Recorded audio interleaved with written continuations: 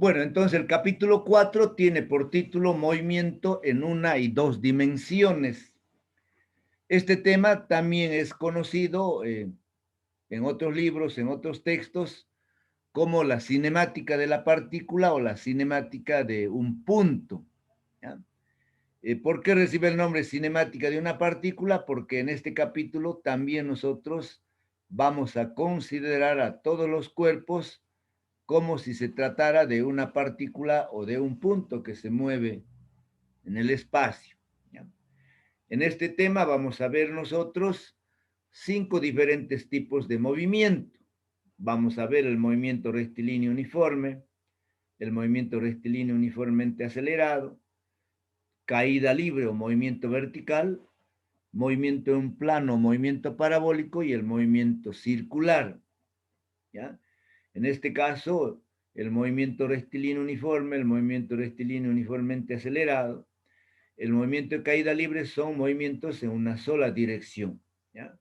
Y el movimiento parabólico, movimiento circular, que lo vamos a analizar en dos direcciones.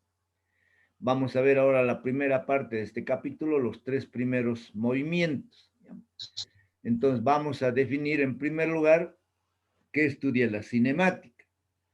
La cinemática es parte de la mecánica que estudia el movimiento de los cuerpos sin tomar en cuenta las causas que lo producen.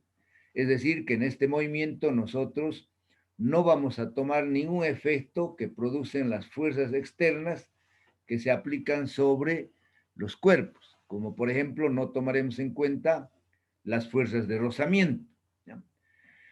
En este capítulo vamos a ver fundamentalmente la relación que existe entre la posición, la velocidad y la aceleración de un cuerpo, considerado como un punto o como una partícula.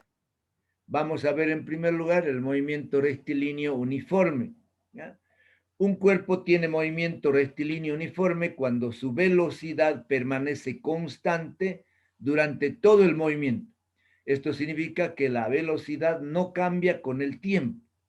Para que un cuerpo se mueva con velocidad constante, no debe tener aceleración o su aceleración debe ser igual a cero. Vamos a ver entonces el movimiento rectilíneo uniforme con este ejemplo. ¿Ya? Consideremos que un auto se mueve horizontalmente sobre el eje X, ¿ya? Con una velocidad constante v. Consideremos que para un tiempo t se encuentra a una distancia x del origen. Esta distancia x es la posición del cuerpo. Si nosotros queremos representar en función del tiempo esta posición, escribimos la siguiente expresión, que x es igual a v por t. Esta es la ecuación lineal de una ecuación de una línea recta. ¿Ya? Entonces, esta ecuación que x es igual a v por t se cumple solamente cuando la velocidad es constante y cuando la aceleración es igual a cero. Vamos a ver las gráficas para este tipo de movimiento. Tenemos dos gráficas, ¿ya? La velocidad en función del tiempo y la posición en función del tiempo. Cuando nosotros hacemos una gráfica de la velocidad en función del tiempo, la aceleración en función del tiempo o la posición en función del tiempo, siempre el tiempo lo representamos en el eje X, ¿ya? O en el eje de las abscisas. Y la velocidad, la aceleración o la posición siempre en el eje Y o en el eje de las ordenadas. En este caso, si nosotros hacemos la gráfica de la velocidad en función del tiempo para un cuerpo que se mueve con velocidad constante, esta gráfica es esta línea recta, ¿ya? Esta línea recta paralela al eje horizontal o paralela al eje del tiempo, ¿ya? Entonces, si es que el cuerpo se ha movido desde un tiempo cero hasta un tiempo t con una velocidad v, entonces el área de este cuadrado o de este rectángulo nos va a dar el desplazamiento. ¿Por qué? Porque si nosotros multiplicamos la base por la altura o la altura por el tiempo, nos da la área. Y aquí la base es el tiempo y la altura es v. Entonces, t por v o v por t nos va a dar siempre el desplazamiento o la distancia recorrida en movimiento rectilíneo, el vector desplazamiento es igual a la distancia recorrida. ¿Ya? Eso estamos hablando en movimiento rectilíneo. La gráfica X en función del tiempo nos da una línea recta que parte del origen.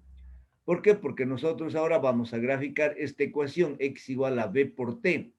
Si T es 0, entonces el punto está aquí en el origen. ¿Eh?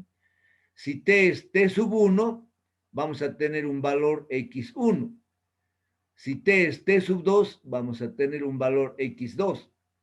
Si nosotros unimos estos tres puntos, nos da una línea recta. ¿Ya? El ángulo que forma esta línea recta con la horizontal lo representamos con θ. ¿Ya?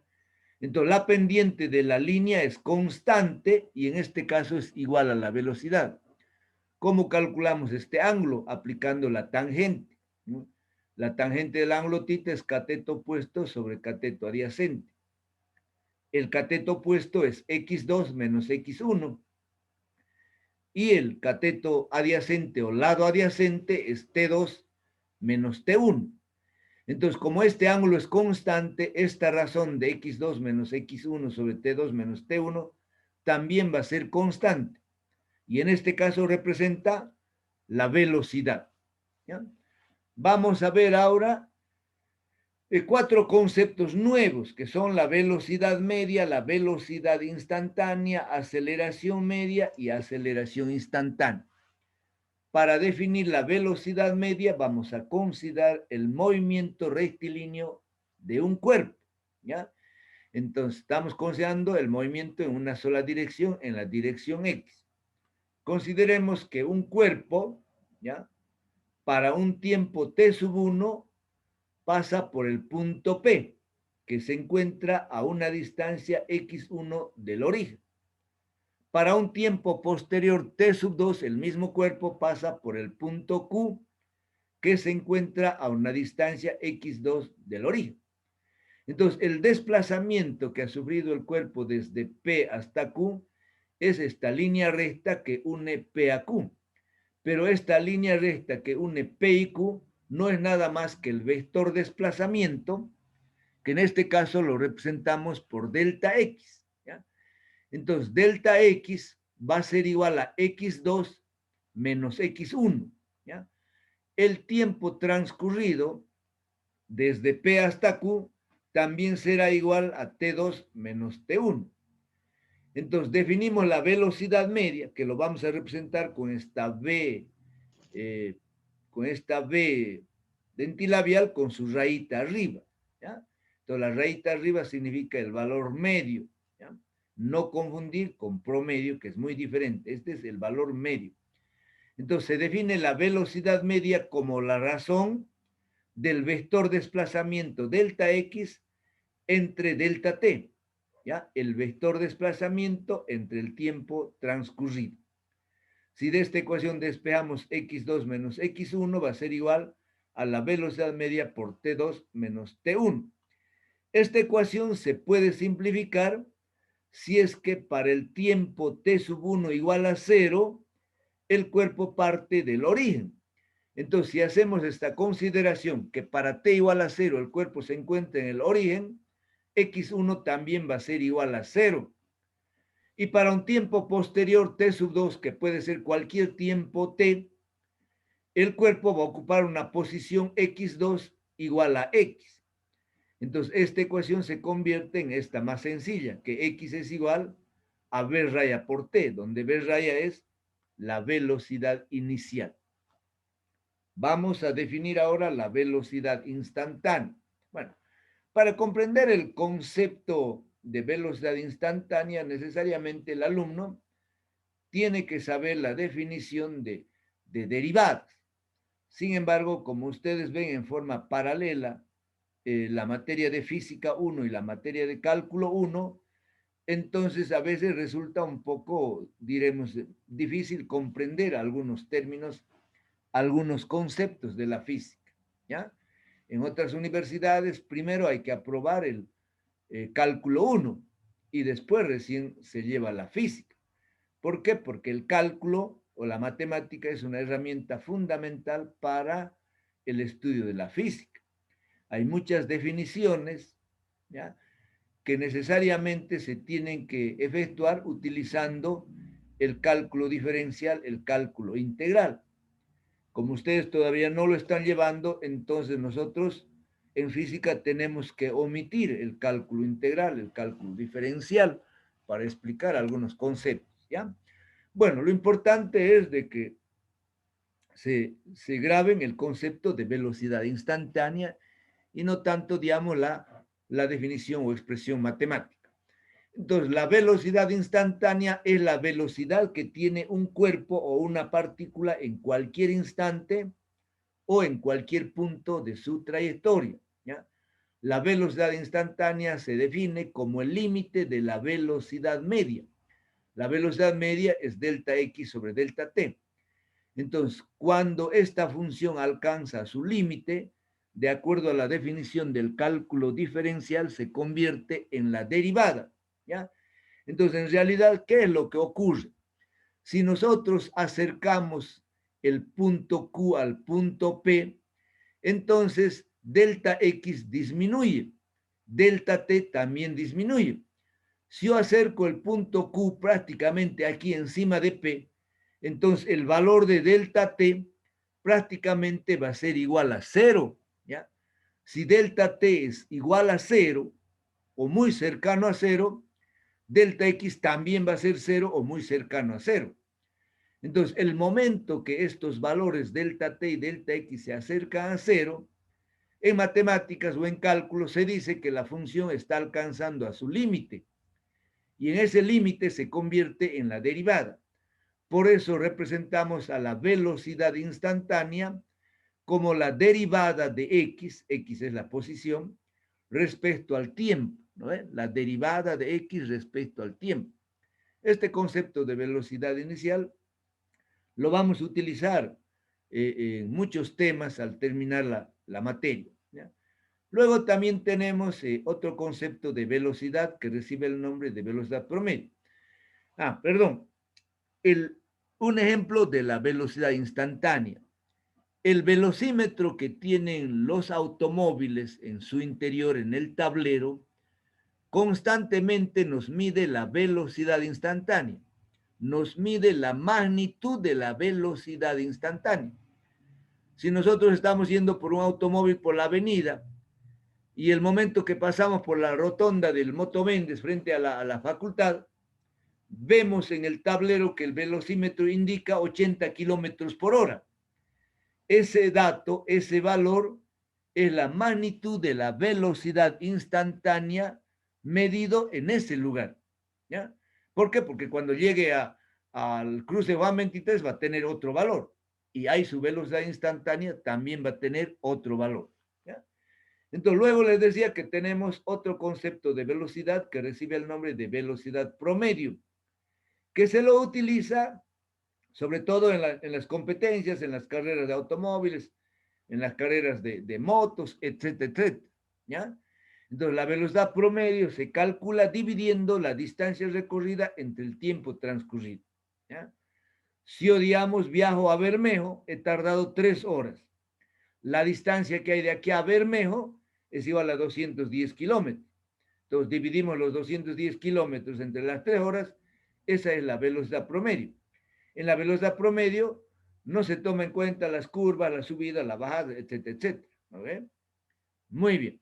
Vamos a ver ahora el concepto de aceleración media y aceleración instantánea. Ahora, cuando la velocidad varía de un cuerpo de una partícula durante su movimiento, se dice que el movimiento es acelerado. ¿Ya? En este ejemplo de aquí de la figura, estamos considerando que un cuerpo o una partícula pasa por el punto P con una velocidad v sub 1. Después de un determinado tiempo, es decir, para un tiempo t sub 2, pasa por el punto Q con una velocidad v sub 2, mayor que v sub 1. Fíjense, en el tamaño de la flecha de v sub 2 es más grande que la flecha que representa v sub 1. Esto significa que la velocidad está aumentando y comúnmente decimos la velocidad varía. Cuando la velocidad varía puede aumentar o puede disminuir, pero si la velocidad varía, entonces decimos que el movimiento tiene aceleración o se trata de un movimiento acelerado. ¿Ya? Entonces, en este caso, como tenemos un movimiento rectilíneo, la diferencia entre el vector que representa la velocidad 2 y el vector que representa la velocidad v sub 1 recibe el nombre de cambio de velocidad. ¿Ya? Entonces nosotros lo vamos a representar con delta v. Entonces, delta v es el vector que representa el cambio de velocidad. Delta v me representa la variación de la velocidad desde el punto P hasta el punto Q. Entonces, la aceleración representamos con la letra minúscula A. Y cuando sea aceleración media, lo colocamos una rayita arriba. Entonces, la aceleración media se define como delta V sobre delta T.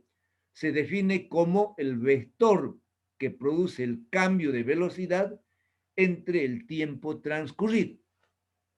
La aceleración instantánea tiene un concepto o una definición muy parecida a la velocidad instantánea. Entonces, la aceleración instantánea es la aceleración que tiene un cuerpo o una partícula en cualquier punto de su trayectoria o en cualquier instante. La aceleración instantánea se define como el límite de la aceleración media. ¿Qué significa eso? Que cuando el valor de delta V se acerca a cero o cuando el valor de delta T se acerca a cero, el valor de delta V también se acerca a cero. Entonces, como ambos valores se acercan a cero, nos encontramos en el límite de la función. Y de acuerdo a la definición del cálculo diferencial, cuando una función alcanza límite se convierte en la derivada. ¿Ya? Por lo tanto, definimos a la aceleración instantánea como la derivada de la velocidad respecto al tiempo. Probablemente hay alumnos que ya han aprobado el cálculo 1 o que lo hayan cursado el año pasado. Esos alumnos lo van a interpretar de una manera mejor la definición de estos conceptos. Caso contrario, no se preocupen porque yo en ningún momento les voy a pedir cómo se define la aceleración instantánea o cómo se define la velocidad instantánea. Lo que yo quiero es que ustedes apliquen y utilicen correctamente estos conceptos, ¿ya? Bueno, vamos a entrar ahora a ver el movimiento rectilíneo uniformemente acelerado. El movimiento rectilíneo uniformemente acelerado es aquel en el cual la velocidad varía de una manera uniforme durante todo el movimiento. Y nosotros en este movimiento vamos a considerar que la aceleración permanece constante. Por eso lo llamamos movimiento rectilíneo uniformemente acelerado. La velocidad varía en forma uniforme en tiempos iguales y la aceleración permanece constante. ¿Ya? Ahora, la deducción de las ecuaciones para el movimiento rectilíneo uniformemente acelerado se los obtiene de una manera muy fácil utilizando integrales. Pero como el alumno no está viendo integrales a estas alturas de la materia, entonces tenemos que buscar otros métodos más sencillos. Esos métodos más sencillos están explicados en el texto. Entonces, si ustedes quieren ver y analizar cómo se obtienen estas tres ecuaciones que describen el movimiento rectilíneo uniformemente acelerado, tienen que remitirse al texto. Sí o sí tienen que estudiar el texto. Tienen que estudiar una o dos veces todo el capítulo 4, que ya está en el Moodle. Ustedes lo pueden descargar, lo pueden imprimir. Y si les queda tiempo, tienen que complementar con un par de libros, ¿no ve? Que eso sería lo más correcto y lo más adecuado. Bueno, entonces aquí por cuestiones de tiempo yo solamente estoy presentando las tres ecuaciones que describen el movimiento rectilíneo uniformemente acelerado. La primera ecuación nos dice que la velocidad final es igual a la velocidad inicial más la aceleración por el tiempo. La segunda me dice que la posición X es igual a la velocidad inicial por el tiempo más un medio de A por T al cuadrado. Esta es una ecuación de segundo grado. Ustedes saben que la velocidad inicial es constante. Un medio es constante, la aceleración constante. Entonces tenemos una ecuación de segundo grado. ¿Ya? Muy bien.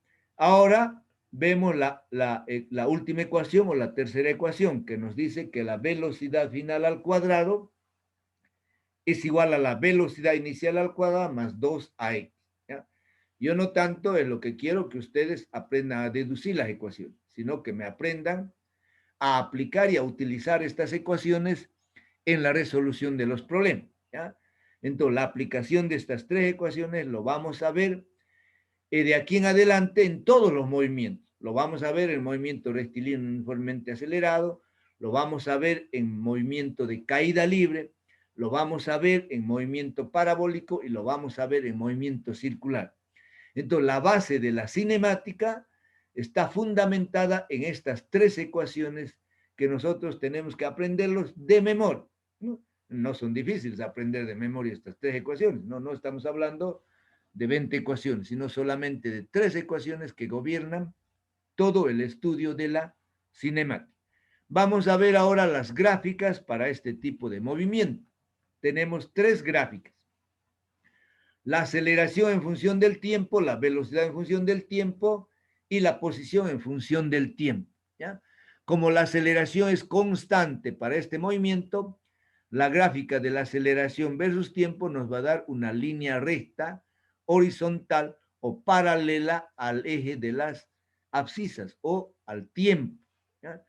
Entonces, si nosotros consideramos el movimiento desde un tiempo cero hasta un tiempo t, ¿ya? El área debajo de este rectángulo es igual al vector que produce el cambio de velocidad. Entonces, el área es igual a A por T, pero A por T es igual a B menos B sub 0. Y B menos B sub 0 lo hemos definido como el vector que representa el cambio de la velocidad. En realidad, B menos B sub 0 me está produciendo un aumento de la velocidad. ¿Ya? Entonces, la aceleración por el tiempo produce un aumento de la velocidad. Entonces, la gráfica de la velocidad en función del tiempo lo hacemos a partir de esta ecuación. Esta ecuación nos dice que la velocidad es igual a la velocidad inicial más aceleración por el tiempo. Fíjense, si t es 0, la velocidad final es igual a la velocidad inicial. Significa que en este movimiento para el tiempo t igual a 0, ya estamos partiendo con una velocidad inicial. Entonces, para un tiempo posterior t, la velocidad alcanza un valor b. Entonces, si nosotros sumamos b sub 0 más a por t, entonces b sub 0 más a por t, vamos a tener el valor de b. Entonces, la velocidad inicial que se mantiene para un tiempo 0, fíjense, para un tiempo t aumenta a un valor b. Entonces, ¿cuál es el factor de aumento? Es a por t. Entonces, aquí en esta gráfica, la altura total es la velocidad final b. La altura de aquí hasta b sub 0 es b sub 0 y la altura de aquí hasta b es a sub t. ¿Ya? Entonces, de esa forma estamos demostrando que la velocidad varía uniformemente. ¿Por qué? Porque la línea que une b sub 0 y b, desde el tiempo t0 hasta el tiempo t, es una línea recta. Esa línea recta va a permanecer constante, que en este caso representa la tangente de esta línea recta o la pendiente de esta línea recta representa la aceleración, que en este caso viene a ser constante. ¿Ya?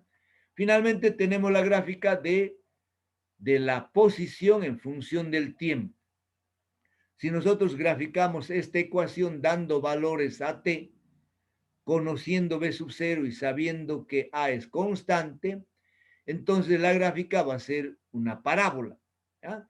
Entonces, ¿por qué? Porque es una ecuación de segundo grado. Si nosotros graficamos una ecuación de segundo grado, siempre nos va a dar una parábola. ¿Ya? Muy bien. Vamos a pasar ahora al tercer movimiento que vamos a ver en esta primera parte del capítulo 4. Entonces vamos a ver ahora la caída libre de los cuerpos. ¿Ya? La caída libre de los cuerpos para nosotros también es un movimiento ideal, ¿ya? Es un movimiento ideal, es un movimiento vertical. Nosotros la caída libre o la subida de los cuerpos verticalmente lo vamos a considerar como si se tratara de un movimiento rectilíneo uniformemente acelerado. ¿Por qué lo vamos a tratar como un movimiento rectilíneo uniformemente acelerado? Porque nosotros vamos a considerar que todos los cuerpos caen o suben verticalmente con una aceleración aproximadamente constante. Como les decía, nosotros vamos a estudiar un movimiento ideal. Todos los movimientos que estudiamos en cinemática son movimientos ideales que están fuera de la realidad. ¿Por qué? Porque eso estudia la mecánica clásica, ¿ya? O la mecánica antigua. Entonces, si nosotros despreciamos la resistencia de las corrientes de aire y la presencia de partículas que hay en el aire, entonces para nosotros en un mismo lugar de la superficie de la Tierra o en alturas muy cercanas a la superficie de la Tierra, vamos a considerar que todos los cuerpos, independientemente de su tamaño, de su forma, o de su peso o de su volumen, caen con la misma aceleración, ¿ya? Para nosotros, esa aceleración recibe el nombre de aceleración debida a la gravedad, que lo vamos a representar con la letra G minúscula. Entonces, en la superficie de la Tierra o en lugares muy cercanos a la superficie de la Tierra, en el nivel del mar, el valor de la aceleración de la gravedad es aproximadamente igual a 9,81 metros sobre segundo cuadrado. Este valor nosotros lo vamos a utilizar en la mayoría de la resolución de los problemas teóricos que vamos a hacer en este capítulo, excepto cuando el problema nos diga que tomemos un valor de 10 metros por segundo cuadrado o un valor de 9,8 metros por segundo cuadrado. Caso contrario, siempre vamos a utilizar el valor de 9,81 metros por segundo cuadrado. Este valor ha sido medido en el nivel del mar. Entonces, en el nivel del mar, la aceleración debida a la gravedad es 9,81 metros por segundo cuadrado. Este concepto de la aceleración debida a la gravedad debemos utilizarlo correctamente. Es decir, yo no puedo decir la aceleración de la gravedad, ¿no? O directamente la gravedad. Lo correcto es decir siempre la aceleración debida a la gravedad. ¿Por qué? Porque esta aceleración se produce debido a la fuerza de atracción que ejerce la Tierra sobre cada uno de los cuerpos. Es decir, todos los cuerpos que se encuentran en la superficie de la Tierra o muy cercanos a la superficie son atraídos con la misma aceleración. ¿Ya? Ahora, perdón, la aceleración debida a la gravedad es un vector que siempre está dirigido hacia abajo, está dirigido hacia el centro de la Tierra. Y por lo tanto nosotros vamos a utilizar el signo menos delante de G. ¿Por qué? Porque G es un vector, ¿ya? Entonces nosotros vamos a considerar que las variables que tienen sentido hacia arriba, lo vamos a asignar un signo positivo. Y las variables que tienen un sentido hacia abajo, lo vamos a representar con un signo negativo, ¿ya? Muy bien. Entonces, para describir el movimiento de caída libre, utilizamos las mismas ecuaciones que hemos visto en movimiento rectilíneo uniformemente acelerado.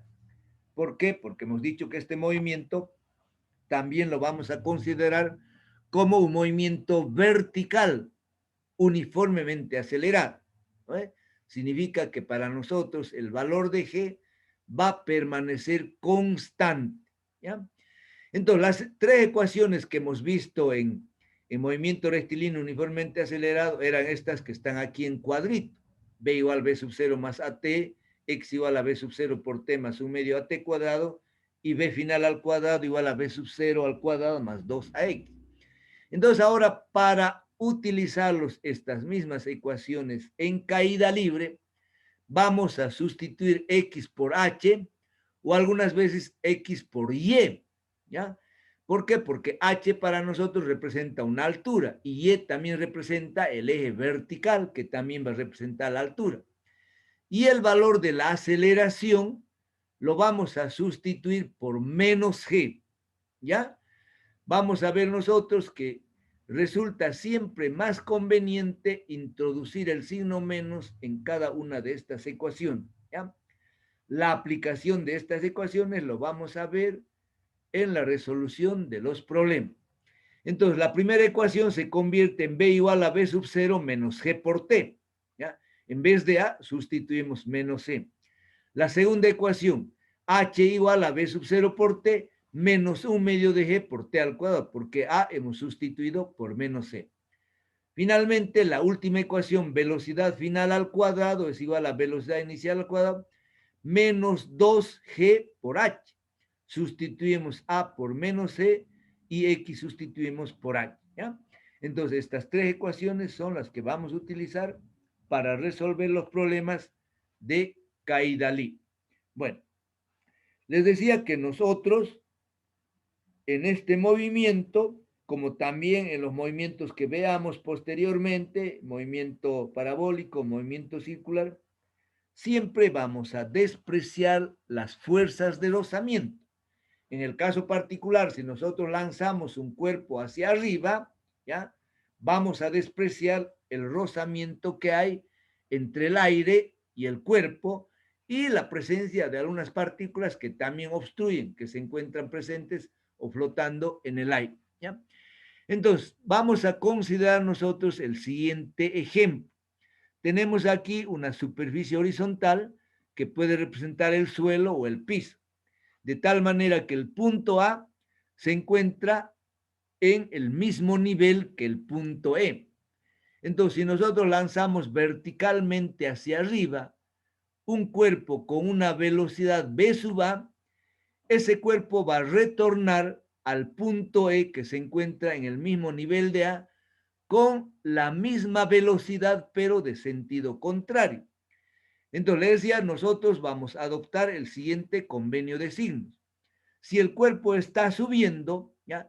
Entonces su velocidad para nosotros va a ser positiva. Si el cuerpo está bajando, su velocidad va a ser negativa. Si el cuerpo sube, su altura va a ser positiva y si el cuerpo baja, su altura va a ser negativa, siempre tomando como referencia algún punto, ¿ya? De su trayectoria. Muy bien. Si nosotros entonces trazamos aquí una línea horizontal que une el punto B con el punto D, y si el punto B y el punto D se encuentran a la misma altura de A y E, entonces la velocidad de subida por el punto B, B sub B, también va a ser igual a la velocidad de bajada B sub D.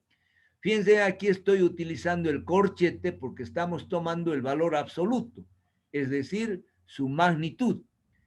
Pero para diferenciar que un cuerpo está subiendo y está bajando, le damos sentido positivo a la velocidad cuando sube y sentido negativo a la velocidad cuando baja.